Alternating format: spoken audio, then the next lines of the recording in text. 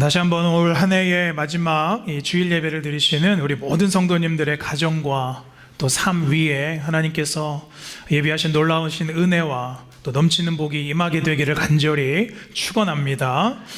여기까지 도우신 에베네셀의 하나님, 또 여기까지 인도하신 에베네셀의 하나님이라는 말씀의 제목으로 12월 31일 2023년 마지막 주일 예배 말씀 나누도록 하겠습니다. 여러분, 저희가 처음 이렇게 이민을 오면 영어가 참 서툴죠. 그래서 영어 때문에 실수도 많이 하고 또 영어 때문에 생기는 에피소드가 많이 있을 것 같습니다. 의도치 않게 창피를 당한 적도 있을 것 같아요. 제가 들은 얘기인데요, 한 집사님께서 처음 이렇게 미국에 와서 상점에 이렇게 들어가는데, 문을 열고 이렇게 들어가는데 이제 뒤에 미국 분이 따라오는 겁니다. 그럼 보통 미국에서는 어떻게 하죠? 문을 보통 잡아주죠. 이렇게 오셔서 들어올 수 있도록 잡아준 겁니다. 에티켓이죠. 그래서 그 사람이 이제 뒤에서 이제 들어올 때 미국 분이 너무나 고마우니까 이렇게 말했답니다. Oh, thank you so much. Thank you 라고 이야기를 했다고 합니다. 근데 여러분, 보통 thank you 하면 우리가 뭐라고 대답합니까? You are welcome 혹은 no problem 이라고 대답을 하지요. 근데 이분이 영어가 서툴러서 이 두 단어가 동시에 떠오른 거예요. 그래서 자신 있게 이렇게 말했답니다. You are problem.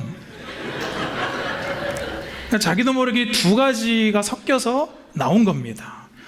자기도 창피하고 뒤에 있던 이 미국인이 얼굴이 빨갛게 당황한 표정을 잊을 수가 없다는 것이겠죠.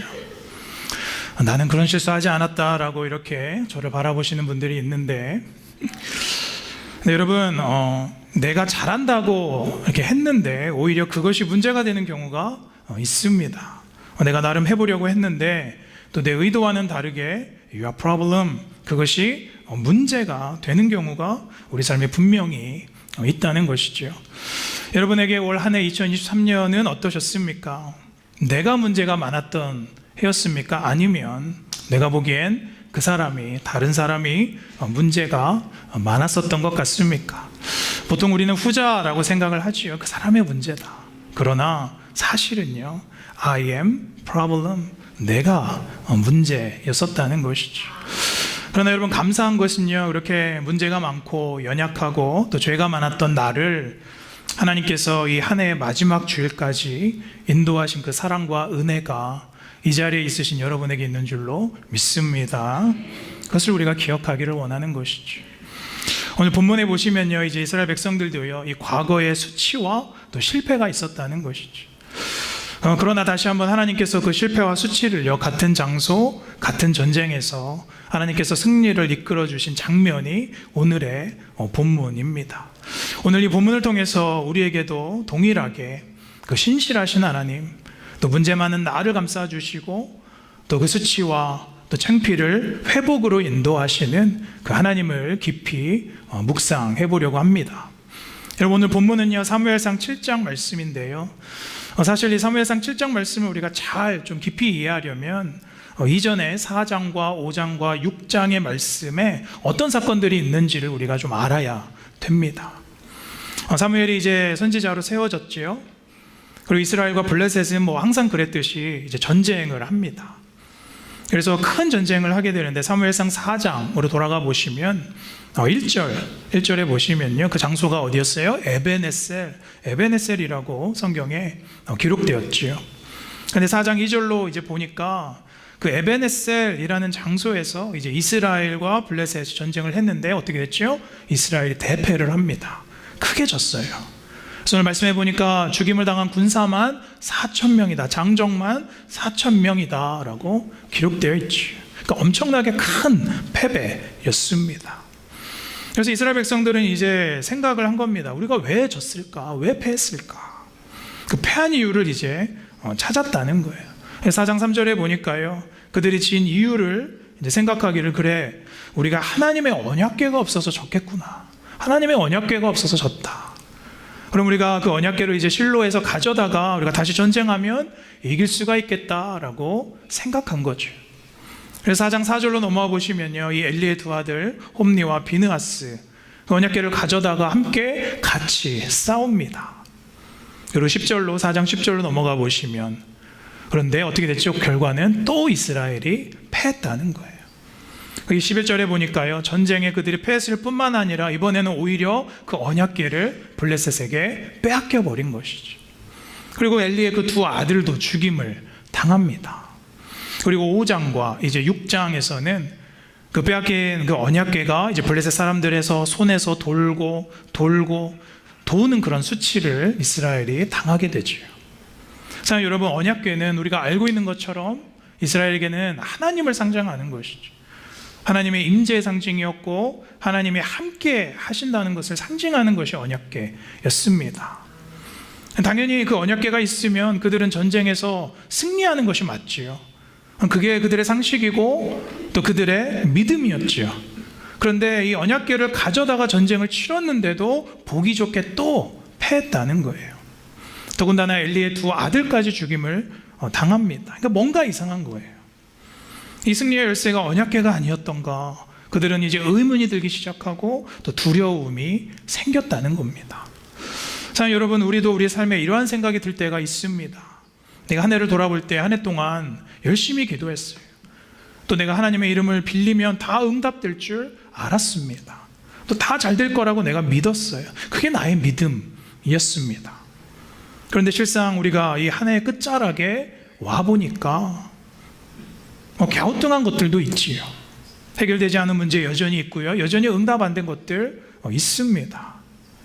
그래서 내가 승리한 것이 아니라 때로는 패한 것 같은 것들이 분명히 보이는 것이죠. 이스라엘 백성들도 이 법궤만 있으면 된다라고 생각한 것처럼 하나님의 이름과 내가 그 믿음만 있으면 된다라고 생각했는데, 그럼에도 생각대로 되지 않고 실패와 어쩌면 내 인생에 그 수치가 임할 때가 있었다는 거예요. 그게 삶의 현실이었다는 겁니다. 그러나 여러분, 사실은 그 예수의 이름, 하나님의 이름을 믿는 믿음이 잘못된 것이 아니라 그 믿음의 목적이 잘못되고 동기가 잘못될 때가 있다는 것이죠. 사실은 법궤에 있고 또 법궤에 없고 그것이 문제가 아니었다는 겁니다. 아무리 법궤를 가져다 놓아도 우리의 욕망과 우리의 욕심으로 하나님의 이름을 내가 이용하려고 하면 하나님께서는 그 뜻을 유보하실 때가 있다는 것이죠. 하나님께서는 그 뜻을 미루실 때가 많다는 거예요. 그것을 내가 깨달을 때까지 하나님께서 기회를 주시는 것인 줄로 믿습니다. 그래서 깨닫게 하시는 것이요, 오늘 7장에 오늘 읽은 우리의 본문인 것이죠. 그래서 5장과 6장 이렇게 보시면 이제 빼앗긴 언약궤가요, 블레셋을 돌고 돌다가 유다 땅 기랏 여아림으로 돌아오게 되죠. 이스라엘이 뺏어온 것이 아니라 하나님께서 가져다 놓으신 것이죠. 하나님께서 가져다 돌려놓으신 거예요. 이미 이스라엘은 과거의 수치와 좌절, 그 과거를 안고 있었습니다. 그리고 나서 이제 시간이 지나서 사무엘은 이스라엘 백성을 이제 모아놓고 말하는 장면이 오늘 7장의 장면이지요. 7장 3절 함께 보겠습니다. 같이 함께 읽으실까요? 시작.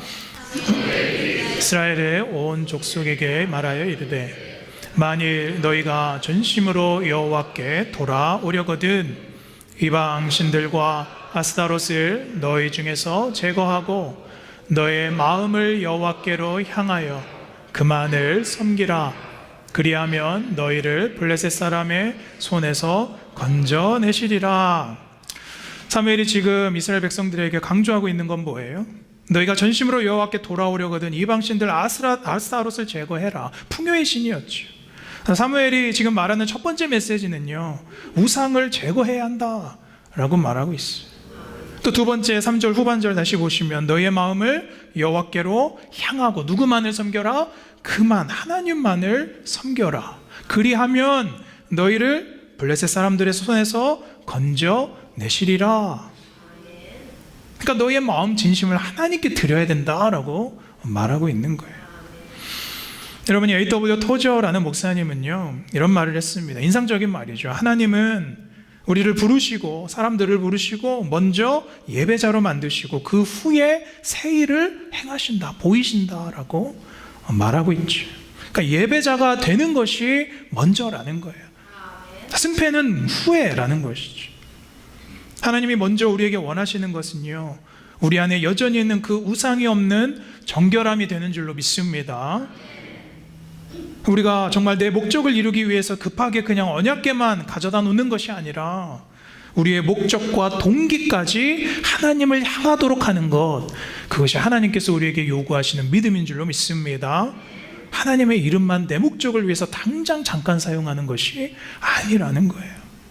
내 정결함을 통한 마음의 예배를 오늘 다시 회복하시기를 원합니다. 여러분, 내가 원하는 것 얻으려는 나의 목적을 위한 믿음은요, 누구나 크게 가질 수 있습니다. 그러나 오늘 진짜 사무엘이 말한 대로 내 안에 세워진 이 아스다롯, 풍요의 신, 물질의 신, 우상을 제거하는 것 쉬운 일이 아니죠. 그리고 마음을 하나님께로 향하게 하는 것, 이 성결한 믿음은 정말로 어려워요. 한 해 동안 우리의 삶을 여러분 돌아보길 원합니다.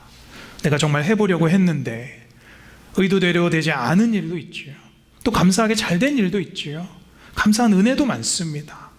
그러나 여러분, 우리가 착각하지 말 것은 내가 정말 받을 만해서 그렇게 된 것이 아니라는 거예요. 우리는 그저 그 수치를 회복할 기회를 내년에 다시 받게 되는 것이죠. 그래서 사무엘이 그걸 알았던 것 같아요. 그래서 오늘 6절에 보니까요, 그 패배 자리에서 너희가 물을 깃고 자신들을 정결하게 해야 된다라고 말하고 있죠. 그리고 이스라엘은 종일 금식하면서 회개를 합니다. 자, 여러분, 우리 승리의 열쇠는 종교적인 구색 맞춤이 아니라 마음을 하나님께 돌려놓는 정결함인 줄로 믿습니다. 그리고 나서 이제 이스라엘이 미스바와 다시 블레셋과의 전쟁을 지금 하려고 하죠. 7절 같이 읽겠습니다. 7절 읽겠습니다. 시작. 이스라엘 자손이 미스바에 모였다 함을 블레셋 사람들이 듣고 그들의 방백들이 이스라엘을 치러 올라온지라. 이스라엘 자손들이 듣고 블레셋 사람들을 두려워하였다라고 나오죠. 당연히 두렵겠지요. 지난 에베네셀의 전쟁에서 2번이나 대패했지요. 당연히 겁이 났겠지요. 그러나 사무엘은 이 전쟁의 승리를 알고 있었던 것 같아요. 사무엘이 준비했던 것은 무엇입니까? 말과 병거가 아니라 무엇을 준비했죠? 9절 말씀 보시면 그저 하나님께 번제를 드렸다는 거예요. 그리고 하나님이 하신 일은 무엇인가요? 10절로 넘어가 보실까요? 하나님께서 우레, 이 번개를 내리셔서 그들을 다 섬멸하셨다는 것이죠. 그리고 12절에 이제 감사회에서 사무엘이 돌을 취하여, 우리 12절 같이 함께 읽겠습니다. 시작. 사무엘이 돌을 취하여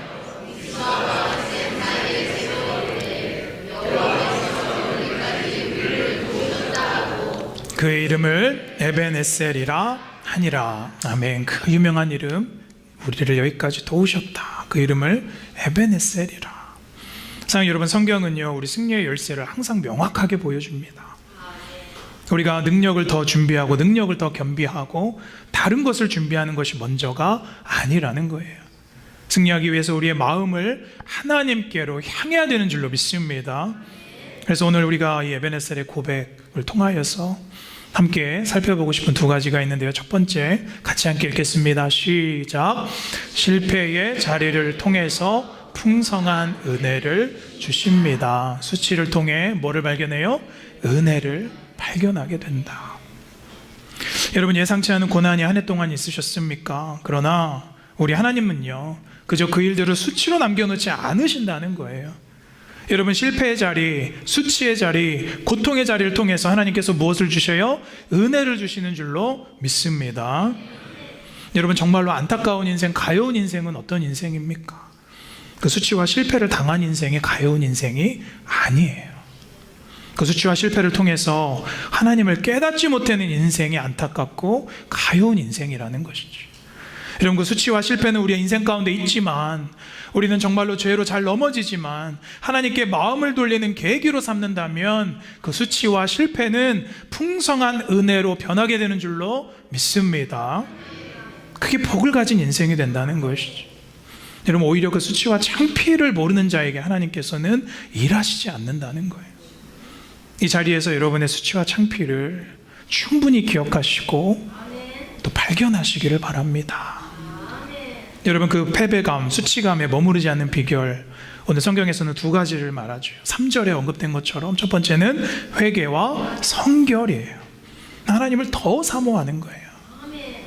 두 번째, 예배를 통한 무엇을 회복해요? 소망을 회복해요. 미래에 대한 소망을 회복하는 거예요. 10절 말씀 보니까요, 사무엘은 그저 하던 대로 번제를 드리면서 전쟁을 준비했죠. 그리고 하나님께서 큰 우레를 내리셔서 그들을 이제 쳤어요. 우리는 그저 예배하면 하나님께서는 하나님의 일을 하시는 줄로 믿습니다. 사랑하는 여러분, 내가 실수한 부끄러운 기억, 또 아직도 나를 붙잡고 있는 과거가 있으십니까? 그러나 그 수치에서 눈을 돌려 하나님께 마음을 돌리셔야 돼요. 그 과거와 수치는 여러분, 내가 해결할 수 없습니다. 절대로 내가 해결할 수 없어요. 하나님이 하실 수밖에 없는 일이고 하나님께서만이 회복시키시는 것입니다. 지난주에 뉴스 이렇게 보니까 안타까운 소식 제가 보았어요. 한국에, 여러분 다 아시겠지만 유명한 배우가 세계적으로도 유명해졌어요. 그 배우가 또 스스로 목숨을 끊었습니다. 개인적으로 안타깝죠. 저도 그 배우가 나온 작품 많이 봤고 참 좋아합니다. 저는 그 사람이 저지른 실수, 또 잘못, 그것을 제가 미화하거나 뭐가 진실인가 이러한 것보다 정말 제가 마음이 아팠던 것은요, 그 배우가 그 수치를 극복하지 못했다는 거예요. 수치를 이기지 못한 것이 정말로 제가 볼 때 안타까운 것이죠. 그 사람이 이렇게 말했다는 것이죠. 이것밖에 방법이 없겠다 하고 스스로 죽음으로써 그 수치를 스스로 책임지려 했다는 것이죠. 그러나 여러분, 스스로 수치를 책임지는 것은요, 언제나 방법이 되지 않습니다. 그거는 해결 방법이 아니죠. 수치보다 기회를 받고 또 다시 돌려놓는 것, 그것이 더 가치 있는 것이죠. 우리 모두가 다 그 기회를 이미 받고, 수치가 있었지만 용서받고 기회를 받고 이 자리에 있는 것인 줄로 저는 믿습니다. 여러분, 우리의 죄, 우리의 실수, 우리의 과거는요, 절대로 우리 스스로 극복할 수 없어요. 오직 그 실패의 자리를 통해서, 은혜 주시는 하나님을 통해서 우리가 회복되는 것인 줄로 믿습니다. 여러분, 나의 실패와 수치보다요, 하나님의 은혜가, 하나님의 놀라우신 그 자비하심이 더 큰 줄로 믿어야 된다는 거예요. 자, 두 번째, 우리 에베네셀을 통해서 얻고 싶은 두 번째 메시지 2번 같이 읽겠습니다. 시작. 여기까지 도우심을 고백하고 소망을 다시 세워야 합니다. 과거의 은혜를 기억하고 미래의 소망을 품어야 한다. 소망의 돌을 세워야 된다는 거예요. 블레셋 사람들이 패하고 사람들을 이스라엘이 이기고 12절에 사무엘이 한 일이 무엇입니까? 미스바와 센 사이에 에베네셀의 돌을 세웠대요. 그 뜻이 뭐죠? 여기까지 우리를 도우셨다. 여러분, 오늘 이 고백이 이 2023년 마지막 이 주일 예배에 하나님께서 듣고 싶어 하시는 고백이라고 저는 믿습니다. 저는 여러분께서 오늘 이 자리에서 다시 한번 그 에베네셀의 돌을 쌓고 나가시는 최고의 예배를 드리시기를 원합니다. 그래서 이제는 우리에게 수치에서 소망이 있는 거예요. 13절에 이에 블레셋 사람들이 굴복하여 다시는 이스라엘 지역 안에 들어오지 못하였고 여호와의 손이 사무엘이 사는 날 동안 블레셋 사람들을 막았다라고 기록하죠. 14절에 넘어가 보시면 빼앗겼던 땅을 어떻게 했대요? 다 도로 찾았다. 그리고 이스라엘과 이 아모리 사람들 사이에 뭐가 임했어요? 평화가 임했더라. 사랑하는 여러분, 하나님의 통치는 여러분의 지나온 시간뿐만 아니라 오늘의 힘이 되고 내일의 소망이 되는 줄로 믿습니다. 내 삶에 이 에베네셀과 같은 반복되는 전투가 분명히 있을 거예요. 그러나 우리가 겁내거나 두려워할 필요가 없는 것은 에베네셀의 하나님이 우리와 동일하게 함께 하실 줄로 믿습니다. 그래서 우리는 하나님께서 신실하셔서 제가 이 자리에 있습니다. 여기까지 인도하신 이가 바로 하나님이십니다. 그 에베네셀의 하나님께서 나의 미래도 책임지실 것입니다. 이 고백을 드려야 된다는 것이죠. 그래서 여러분, 정말로 큰 믿음은요, 내 인생이 정말 하나님의 주권과 인도하심 아래에 있구나, 그것을 고백하는 것이죠. 이 섹스피어라는 사람이 쓴 햄릿이라는 소설에 보면요, 주인공 오피리아가 나뭇가지에 걸려서 물에 빠져 죽습니다. 이 장면을 두고 이 C.S. 루이스라는 목사님은 그 책에서요, 이 오피리아가 이 나뭇가지에 걸려서 물에 빠져 죽는 이유가 나뭇가지 때문인가, 아니면 셰익스피어라는 작가가 그 주인공이 그 시점에서 죽어야 함을 결정하고 글을 썼기 때문인가 헤아려 본다는 것이죠. 그래서 C.S. 루이스는 피고설계 하나님이라는 책에서 이렇게 말합니다. 그러나 나뭇가지에 걸려서 죽었든 희곡 전체를 그렇게 쓰기로 했던 우리가 어느 쪽이든 기억해야 될 것은 그 희곡 전체를 쓴 작가가 주인공의 과거와 미래 전체의 이야기를 결정한다라는 것을 기억해야 한다고 말하고 있죠. 자, 여러분, 지금도 여러분께서 당하고 있는 그 일이 하나님의 통치 아래 있는 줄로 믿습니다. 그래서 욥기 23장 14절에 이렇게 말하는 거예요. 그런즉 내게 작정하신 것을 이루실 것이라, 이런 일이 그에게 많이 있느니라. 우리 시편 37편 23절 24절 같이 함께 읽겠습니다. 시작. 여호와께서 사람의 걸음을 그는 넘어지나 아주 엎드려지지 아니함은 여호와께서 그의 손으로 붙드심이로다. 아멘. 하나님께서 우리의 걸음을 정하시고 할렐루야 그 길을 기뻐하신다고 말씀하세요. 우리가 때로는 넘어지지만 아주 엎드려지지 아니하면 하나님의 손이 우리를 어떻게 하신대요? 붙드시겠다라고 말하고 있어요. 저는 이 말씀 준비하는데 제가 너무나 좋아하는 이전 찬송가 447장 오신실하신 주 찬양이 생각이 났습니다. 어떻게 이 찬양은 부를 때마다 이런 고백을 할 수 있을까 제가 궁금해서요, 이 가사를 쓰신 분을 제가 찾아봤더니 토마스 치솜이라는 목사님이십니다. 미국 분이신데 켄터키에서 아주 한 150년 전, 200년 전에 가난한 농부 가정에서 태어나신 분이에요. 그래서 초등학교도 잘 못 나왔대요. 초등학교 중퇴하고 또 가정이 가난해서 또 못 먹고 못 자라서요, 몸도 안 좋으셨답니다. 독학으로 공부해서 선생님이 되셨고 또 나중에 부르심을 받고 이제 목사가 되었습니다. 근데 목사가 돼서 이제 사역을 하려고 했는데 1년 만에 건강이 너무 나빠져서 목회고 뭐고 이제 아무것도 못하게 되었다는 거예요. 그래서 얼마나 낙심이 됐겠습니까? 그래서 이분이 내가 앞으로 어떻게 살아갈까 이제 막막하고 집에 누워 있는데 하나님의 말씀을 보다가 예레미야가 3장 19절에서 26절 말씀을 보았다는 것이죠. 이 현대어 성경이 이 말씀을 좀 잘 번역한 것 같아서요, 제가 우리말 성경으로 가져왔습니다. 예레미야가 3장 19절부터 쭉 보시면 내가 겪은 그 고통, 쓴 쑥과 쓸개집 같은 고난을 잊지 못한다. 20절 잠시라도 있을 수 없으므로 울적한 마음을 가눌 길이 없다. 21절 그러나 마음속으로 곰곰이 생각하며 오히려 희망을 가지는 것은 22절 주의 한결같은 사랑이 다함없고 그 긍휼이 끝이 없기 때문이다. 23절 주의 사랑과 긍휼이 아침마다 새롭고 주의 신실하심이 큽니다. 24절 나는 말하였다. 주는 내가 가진 모든 것 그러하기에 주께 내 희망을 건다. 25절 같이 읽겠습니다. 시작. 주께서는 주님을 기다리는 사람이나 주님을 찾는 사람에게 복을 주신다. 아멘. 이 말씀을 묵상하고 오 신실하신 주 찬송가를 썼다는 거예요. 자, 여러분, 저는 이 목사님의 고백이요, 오늘 우리가 보는 이 에베네셀의 고백과 동일하다고 믿습니다. 과거의 은혜와 하나님의 오늘과 내일의 신실하심, 그 고백이 이 자리에 있기를 원합니다. 말씀 마무리하면서 제 이야기 짧게 드리고 말씀 마치려고 합니다. 제가 인생을 길게 살진 않았지만 저의 43년 아주 짧은 인생, 이 짧은 인생을 돌아보면 저는 태어날 때부터 자랄 때부터 목사해야 한다라고 부모님으로부터 이렇게 강요받아서 수동적으로 이렇게 주어진 삶을 살았습니다. 그래서 제가 목회 말고 자라면서 다른 것 하고 싶었을 때 있었지만 해볼 용기도 못 내었고 또 시도도 해보지 못했습니다. 제 나름대로는 좀 억울한 면이 있습니다. 그래서 어릴 적부터 이 어머니가 요구한 인생대로 그냥 잘 자란 것 같아요. 그래서 고등학교 졸업하고 바로 신학대학에 갔습니다. 그리고 군대를 이제 갔다 왔는데 군대 갔다 오니까 제가 정말로 하고 싶은 게 생겼어요. 그게 뭐였냐면 가수였습니다. 가수.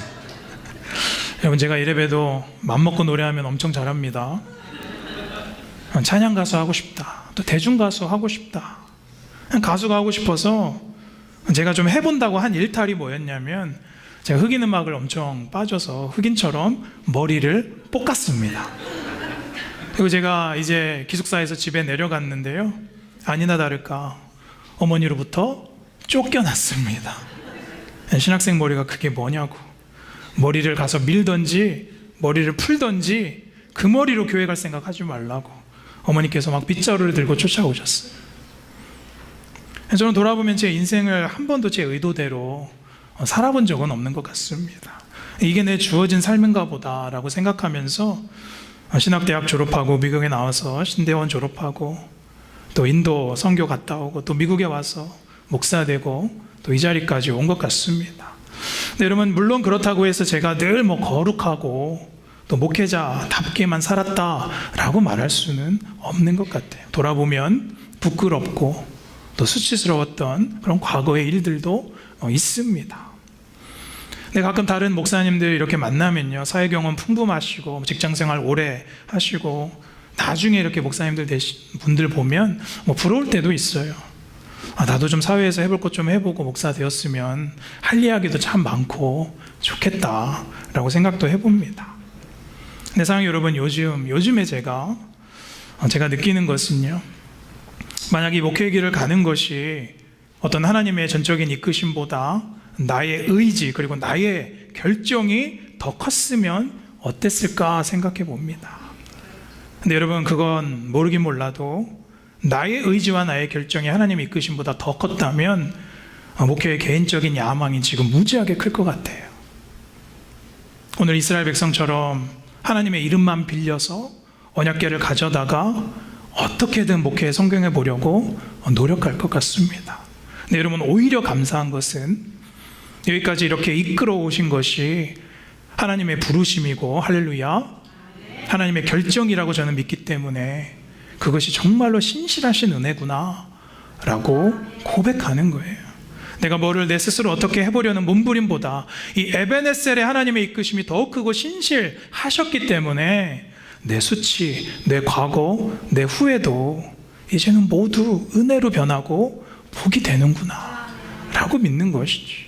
사랑하는 여러분, 이 에베네셀의 은혜가 저만의 인생이 아니고 저만의 것이 아니라고 저는 믿습니다. 사랑하는 여러분, 여러분의 삶에 신실하신 하나님의 통치가 있음을 믿으시기를 바랍니다. 하나님께서 여기까지 여러분 신실하게 인도하셨다는 거예요. 근데 여러분, 더 좋은 것이 뭔지 아세요? 그 하나님께서 내일도 신실하실 것입니다. 할렐루야. 그 신실하신 에베네셀의 하나님이 우리를 떠나지 않을 것이죠. 그래서 저는 오늘 이 말씀을 준비하면서 이 에베네셀의 돌을 다시 한번 세우면서 찬송가 447장 3절 말씀 묵상해 보았어요. 오 신실하신 주, 내 죄를 사하여 안위하시고 주친이 오셔서 인도하네. 오늘의 힘되고 내일의 소망, 주만이 만복을 내리시네. 할렐루야. 사랑하는 여러분, 하나님께서 우리가 그 부르심 가운데 들어갈 수 있도록요, 문을 잡아주고 계십니다. 그리고 너가 문제다, you are problem 이라고 하지 않으시고 you are welcome, you are always welcome, no problem 이라고, 그거 문제도 아니다 라고 하나님께서 우리에게 말씀하신다는 거예요. 그 에베네셀의 하나님의 도우심과 우리를 지지 않게 하시는 그 소망이 오늘 31일 이 주일 예배 드리시는 모든 분들에게 하나님의 복으로 넘치게 임하기를 간절히 축원합니다.